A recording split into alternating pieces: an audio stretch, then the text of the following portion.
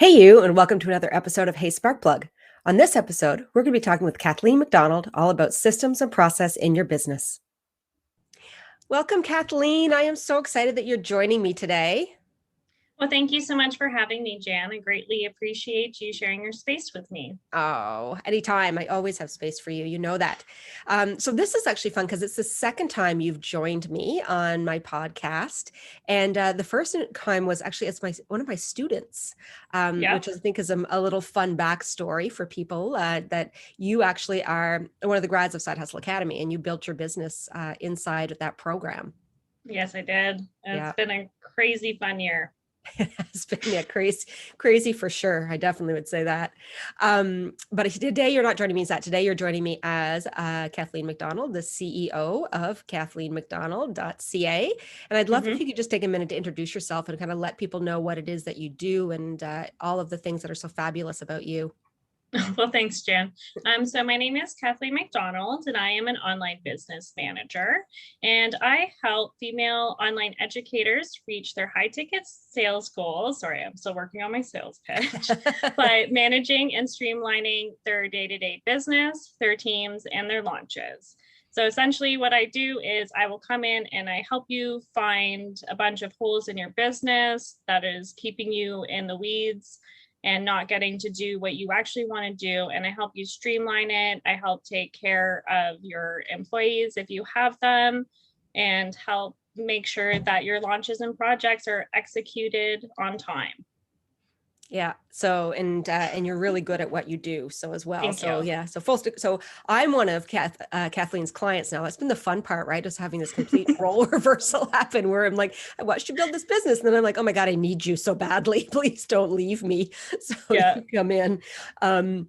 I know a lot of people, when they first get started in business, like, what happens, the overwhelm happens pretty fast, I think, right? It's like you start to see some early traction and you start getting some success and you kind of like the overwhelm, it happens, right?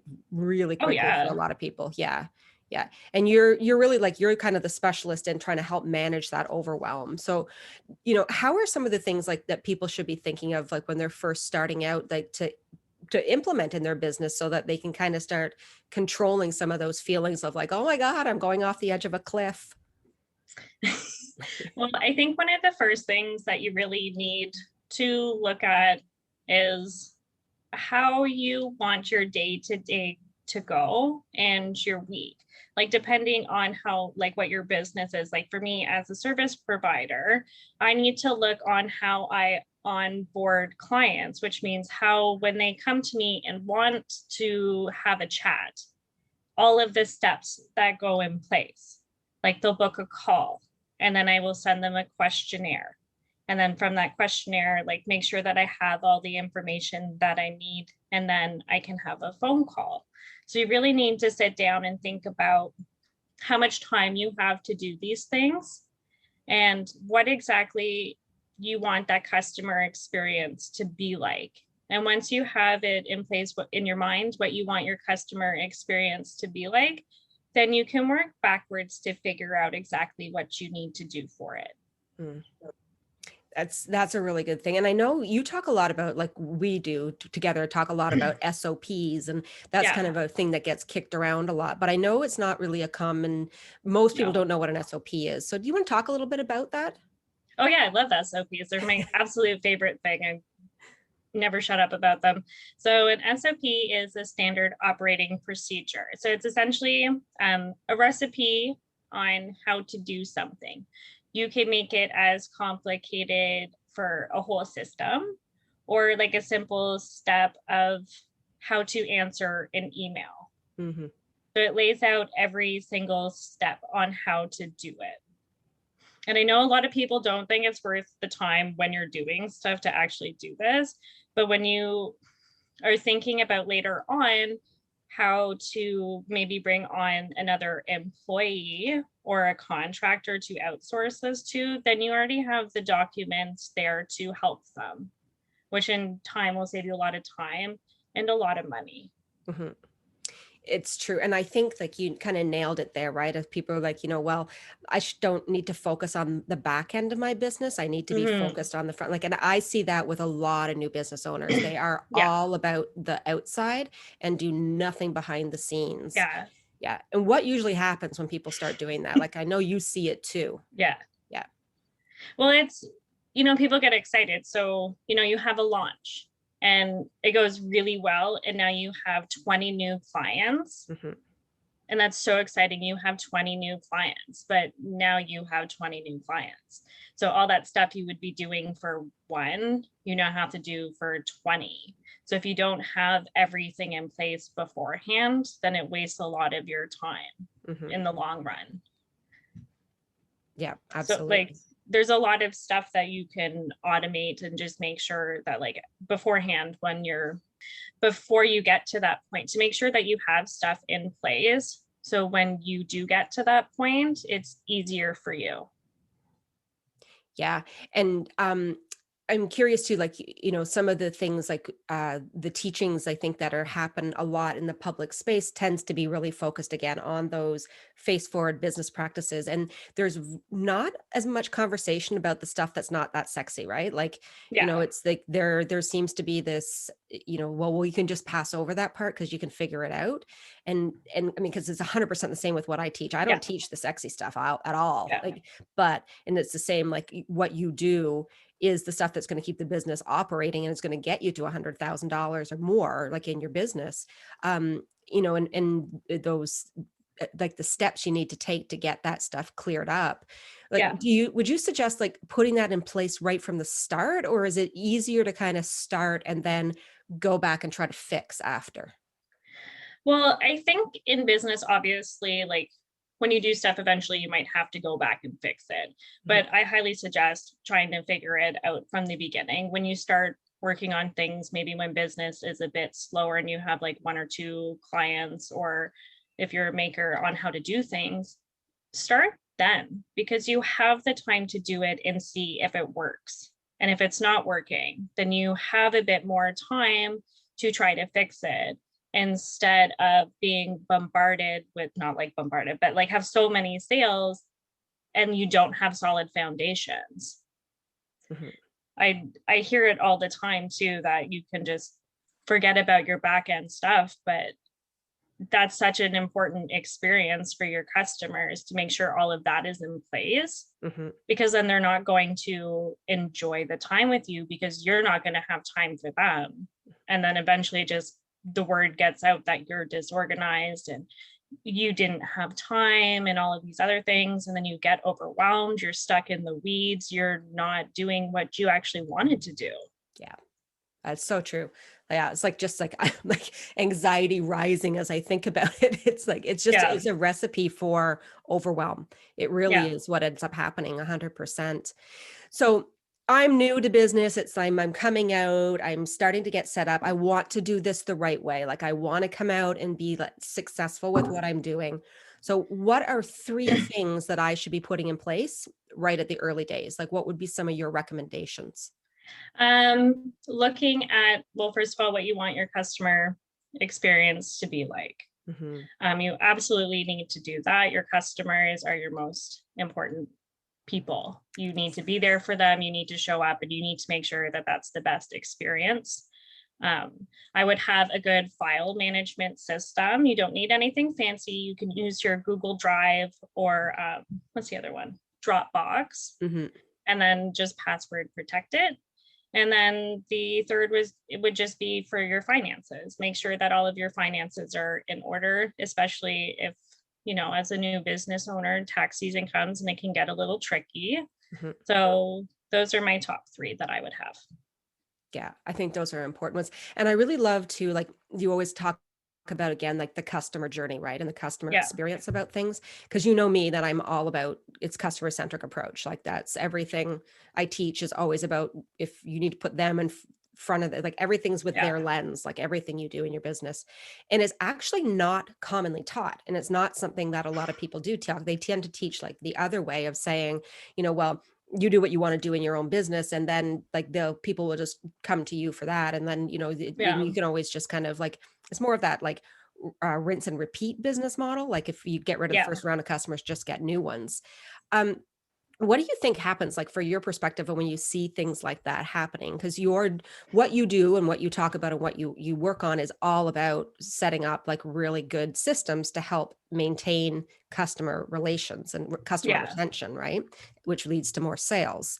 So what are your feelings when you hear people saying like you don't need to be customer centric in your business, like that you can just do what you want and it'll happen. I have never understood that. It honestly just never made sense to me. Before I did my business, I've worked retail, I've managed healthcare. So everything I've done is really like customer service with people. I understand wanting to like load your funnels with people so you can make money. But the fact is like when those people are just loaded in and shoot out the other end, they know nothing about you. They forget about you. And they're not spreading the word about you. They're not becoming fans. 100%. Yep. Yeah. So I don't know. It just has never made sense to me. Like, why would you build a business that's not customer focused? Mm-hmm. You're there to serve them no matter what your business is. Yeah. Yeah, it's true. Like, and it is that, the top loading of the funnel, right? So it's that idea of like how many, and then it seems to be predominant in the online Yeah. space. Like I definitely see it here more than I've seen it in my past life. I saw it enough there too, trust me, but I Yeah. see it more here, I would say. But I think it's, of that, like, let's dump as many into as we can and then just squish them down the bottom of the pipe. Yeah. Instead of saying, well, you can do a half full pipe and, get more people coming out with that than you can doing it the other way around.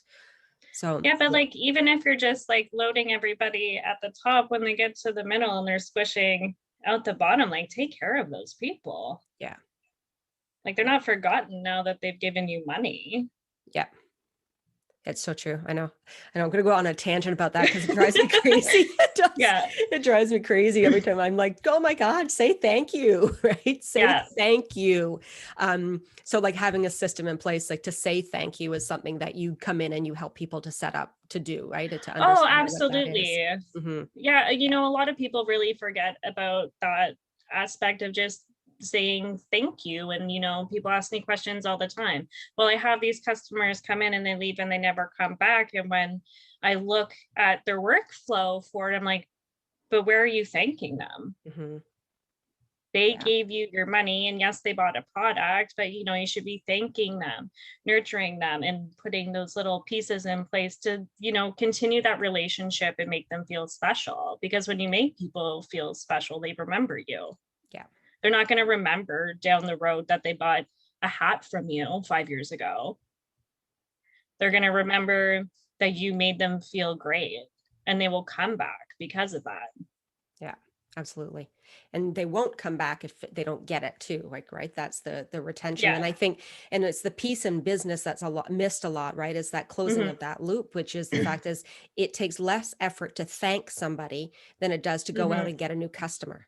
So you can actually put people back into your pipeline again because there's other things they can work with you on. So you thank them, you get repeat business, you have loyal business. They become like you said, the champions of your business, and they go forth and spread the word.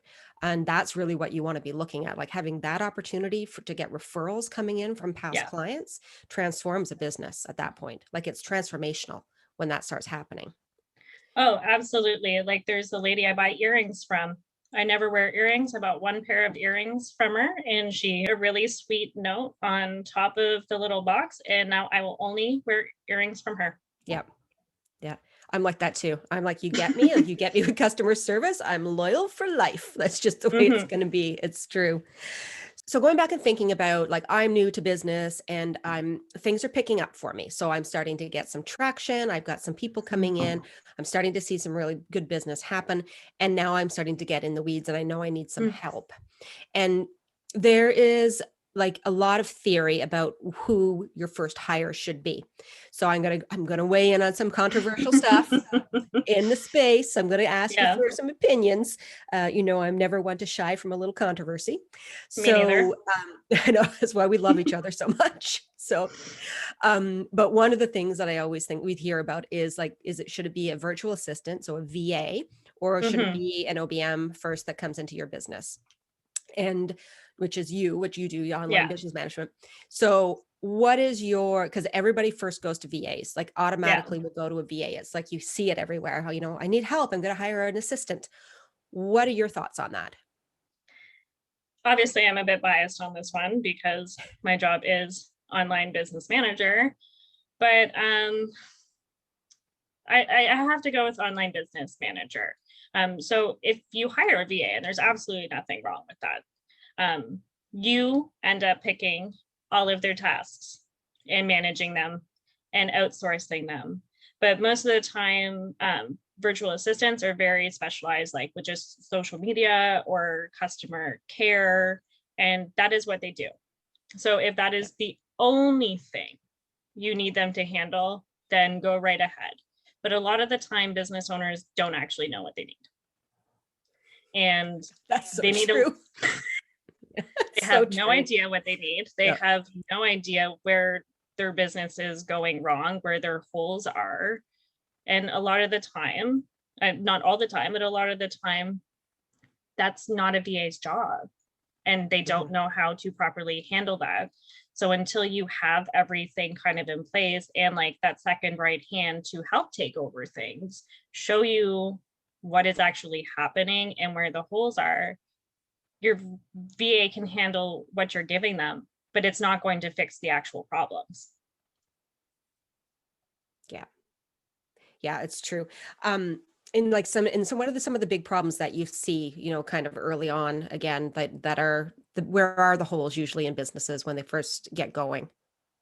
One of the biggest holes I do find is with taking care of customers. Business owners are obviously want to make money. So they're spending all this time doing that, but then on top of it, doing all this other work that they don't need to be doing. And I think that is just like in the customer section of their business is where everything else falls flat because they're so busy and they just don't need to be doing all of those things. Yeah. And when you kind of go out and say, okay, well, now I want to bring somebody on and I know I need the help now. Like I can see it. I know and we recognize it when we need it. Like, to be honest, every one of us who runs a business is going to be at some point sits down and goes, I have a hole in my business. Like I have an issue in my business. Generally it's going to be back end. That's usually where it is. And it has to do with systems and process. It really does. Again, it's because it's not as much fun to do as like this, like, spending time in Canva or doing social media or doing all of those things, discovery calls, all the fun stuff. But so where do you start finding the help? Like, where is it kind of like, all right, I know I need it now. I've recognized that I have a problem. And now where do I go? Cause I think that's a lot of people just don't even know what step to take next, like to be able to go out and actually find an OBM or be able to bring somebody into their business. There's actually lots of places. There are so many places, like the internet is so big. You can Google if you want, like for people around the world or local to you. You can look on LinkedIn, within social media, on Instagram. Like there's tons of them out there. And honestly, ask fellow people that who are running businesses. I think like word of mouth tends to be the best way to do things because people are already working with people. And if they don't know someone, they might know someone who knows someone, and, just ask. Yeah.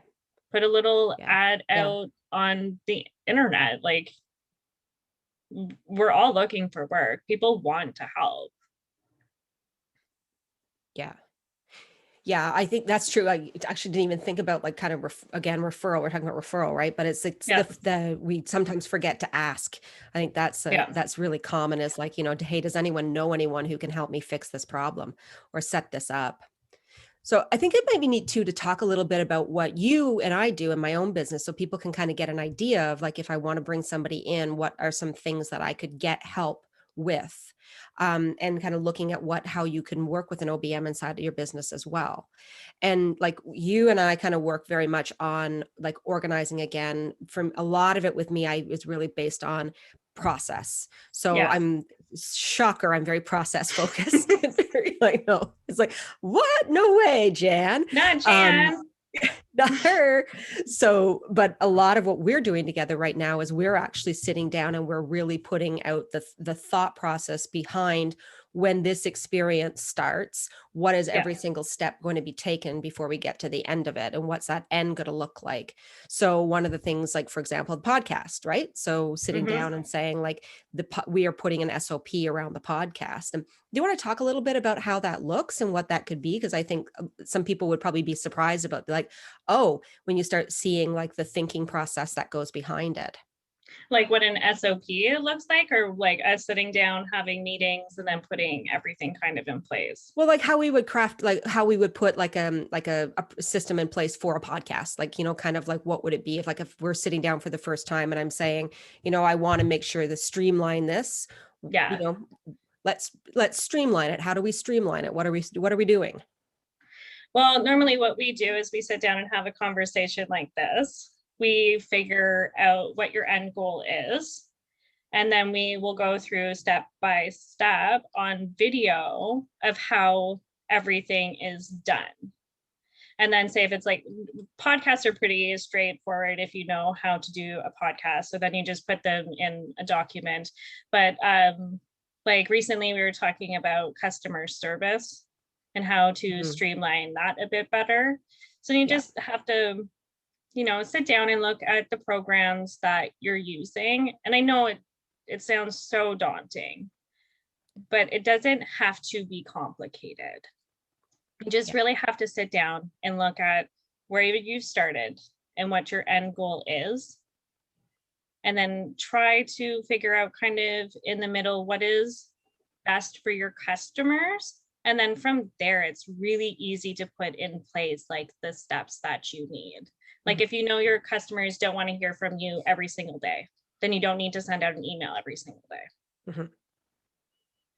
And then you just write up your standard operating procedure that can, like, eventually if you hire someone else on, it'll go up and say once a week, this person sends out this email to this email list, and then you would let them know what goes.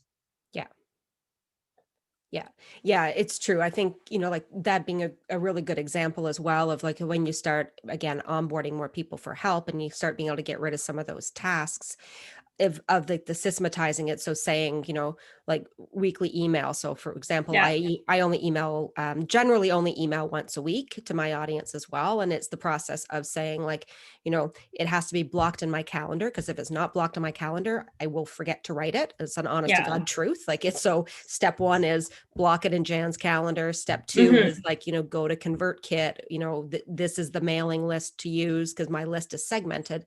So I have different people in different lists. Then, you know, this is the topic that's being discussed, blah, blah, blah, blah. Like it's actually that simple and that systematized of like, when you think about, like I worked in autism services for a really long time. And a lot of it, again, was teaching that same idea of how do you learn a task, and you learn a task by breaking it down into the individual parts of that task. That's exactly the same thing of what you do with an SOP. Like it's exactly the same thing. It's the big task broken down into smaller tasks, smaller pieces of it. Yeah. That all together, when you follow the path, creates this result at the end of it. And if you don't follow the path, it's not going to create the result. So like it's that simple. It's really that simple. But I don't think a lot of people, again, it's not something that we're accustomed to doing. So we don't tend to be like, oh, I see the benefit of doing something like that. Because again, the benefit is less overwhelm in your business.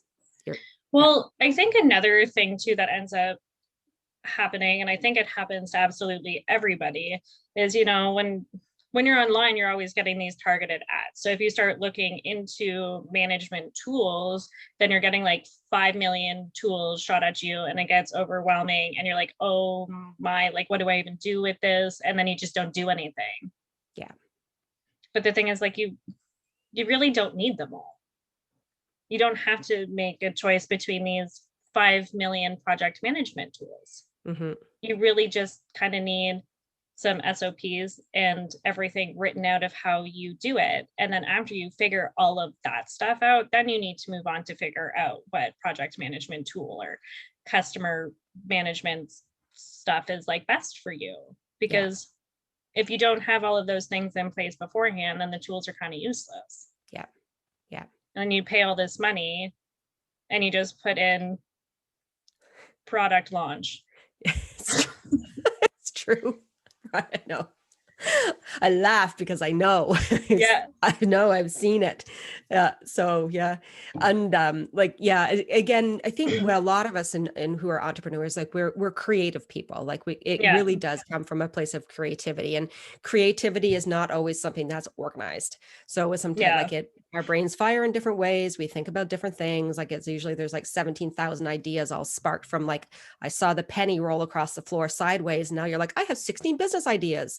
But then taking that, being able to contain that down into how can I have 16 business ideas down to one that's actually going to make me money is where, again, that marrying of operations and procedures and systems and process. And, it's all, that's where the sweet spots happen in business. Well, I think that's also another benefit to having a business manager with you and not just a VA is when, you have all these ideas and you're dumping them down and you want to do everything. You have that person to say like, Jan, stop. Yeah. We can go back to that later. But right now, like, we're doing this one. This literally doesn't fit in with anything. Stop it. Yeah. Yeah. But I will help you with these 4 things. Yeah. Yeah. Yeah, it's true. Yeah.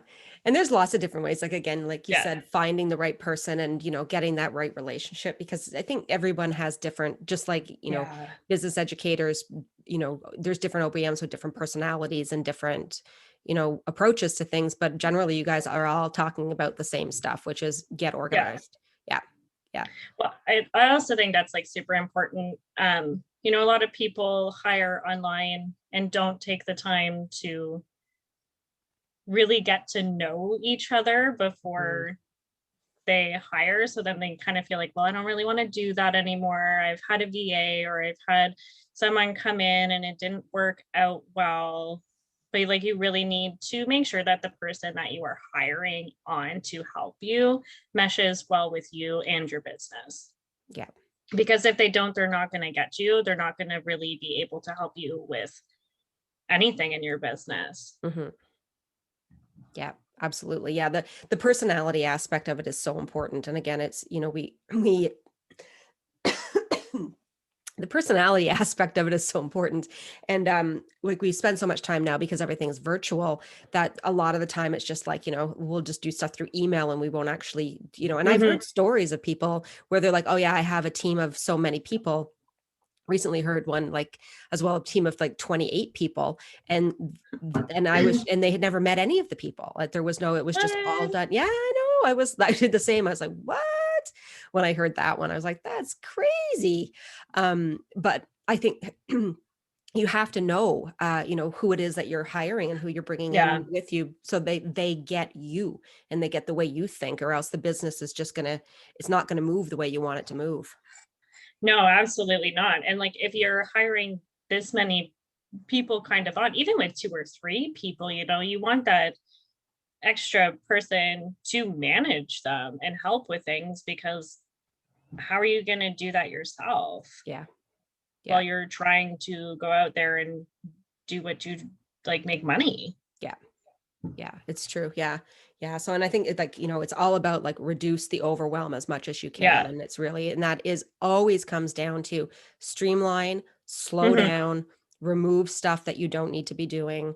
It's like that. It's always about that. It usually means do less than it means do more. Like you're doing too much if you're in that like, oh my God, stage with everything in your business. Yeah. So last question for you. If you were going to give advice again to somebody, so who's like, okay, I'm ready. I'm really leaning into my business now. And I'm on that edge of being able to say, I I want to move it. Like, I really want to shift it Yeah. and move the needle kind of thing. And you walked in to them and you were like, here's my best piece of advice to help you shift your needle in your business. As an Yeah. OBM, what would that advice be? My best advice would be to really take a look at your end goal for your customers and figure out the process in between the beginning to the end to make sure that it's streamlined so they can get what they want, but you're not stuck in the weeds. Like I really truly believe that everybody in these situations can be happy. Yeah. Like, Yeah. there is no need for you to be like pulling out your hair and like crying and overwhelmed and stressed. Like, you should be able to enjoy the whole experience. Just take a step back and like honestly look at it and kind of be critical of yourself. I do it in my own business too. I'd be like, wow, this is perfect. And Ryan, my spouse, would be like, Kathleen, like, you not here. And I'm like, oh. Yeah. Yeah. But just take a step back sometimes and take a look at it and make sure that you are actually delivering what you're promising to your customers, and find the ways to streamline it. Yeah. Yeah. And it doesn't have to be complicated. Nope, it doesn't. Simple systems are the best systems. Yeah. Like, they're simple systems, right? It's everything. I feel like it's every time I hear somebody being like, oh, we have a new system, or we have a new this, or we have a new that. And I'm like, it doesn't need to be that way. We don't need to be a new math approach to this, right? No. Let's use some old math. Let's use some Yeah. old sales techniques. Let's use some old systems approaches. Like, these things have worked for a really long time for a reason. So we don't need to disrupt the systems and make them work. No, you don't have to reinvent the wheel every time. Yeah, exactly. Yes. So if people want to get to know you more, Kathleen, and they want to reach out, where can they find you? Well, you can find me on Facebook and Instagram at kathleenmcdonald.ca, and my website that is launching on Friday at kathleenmcdonald.ca. Fabulous. So yeah, and I really would encourage you, like, if you're someone who's kind of at the point right now of like, I think I need a little bit of help and I need some guidance on that, reach out to Kathleen. Like, she'd be happy to book a quick chat with you about that. Yeah. I'm putting words in your mouth, Kathleen, but I actually do offer 30-minute consultation calls to sit down and talk with people. So it's no words in my mouth. Yeah. Perfect. Yeah. And, but 100% reach out. Cause I think, like, Kathleen, I've known Kathleen for a long time now, both again on that perspective of being a student and watching her build her business, but also working with her inside my business so intimately. And it's been very, like, for me, transformational as well, of having that help to be able to put the things in place to move things forward. And, you can never move the needle of your business unless you're organized. And that's that has to happen. You got to do it. And it's so much easier to do it right at the beginning before you try to do a big scale than it is to go back and be like, oh my gosh, I'm, like you said, I'm so in the weeds and I have all of these customers and I don't even know what to do first. So put your process in place and then go chase the sales after that. It's just, you will come back and thank us for that, I guarantee. So great. Thank you so much for being here today. I just loved having time with you, and this was such a great conversation. So thank you so much. Well, thank you for having me, Jan. It's always a pleasure. Oh, she makes so many good points, and I really hope you took a lot out of this episode. Please reach out to Kathleen if you get the chance. She's fantastic. If you want to follow her on Instagram, you can grab her over at kathleenmcdonald.ca. You can also find her there as well on Facebook, and her new website as well, which is launching soon. So all of these things are just fantastic. She's great. And I think it's important that you really start this conversation with yourself now. No matter where you are in your business, really think about whether you actually have the systems in place that are going to be working for you and helping you to move your idea forward, or are they things that are holding you up? Because if they're holding you up, you need to get them fixed. Like, you have to fix them. Again, I know it's the boring stuff, right? It's the stuff none of us want to do. Like, we all want to hang out and do the things we like doing and playing in Canva and doing like social media and doing all the stuff that's, it fires that part of our brain in a different way. But those are not the things that make you money. The stuff that's going to make you money is going to be the boring bits. It's going to be systems. It's going to be process. It's going to be business acumen. It's financials. It's sales. It's the stuff every one of us goes, ugh, we have to do it. But I'm here to tell you, I can teach you how to love it. Let me teach you how to love the boring stuff, because that boring stuff is going to put you on a path to profit. And I can do that inside of Side Hustle Academy, which is my signature program, which I run a few times a year. And this is actually the last time I'm running it. It is the final launch for the wonderful program. Super proud of it, but I'm actually retiring it and bringing something new out in the early fall. So if you've been thinking about joining Side Hustle Academy, or you think this might be the time for you to move your idea forward, I totally would invite you to come and join me. It's 12 weeks of learning everything you need to know. It's a business in a box program. I'm with you the entire time. I do a lot of coaching. There's Zoom coaching calls. There's live Q&As. You get all of your workbooks, your video lessons, like you name it, you got it. And you can check it all out over at jenditchfield.co/Side Hustle Academy. And make sure you get in before doors close on June 3rd. And again, last call.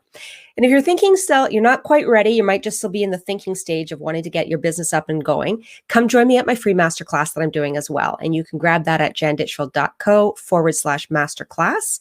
And I'm going to be talking about the ways to start a successful business from scratch and sharing 5 of my behind the scenes secrets to really making sure that you're focused on the right things when you first get started. Even if you've been around for a bit, I guarantee there's probably some things I'm going to talk about that you're probably not doing in your business. So come check it out. It's a really good one. I love teaching this masterclass, and I think you'll get a lot of value out of it. And that's it for today's Spark Plugs. Thank you so much for joining me. And I'll be back again next week, same time, same place. And until then, keep building something magical.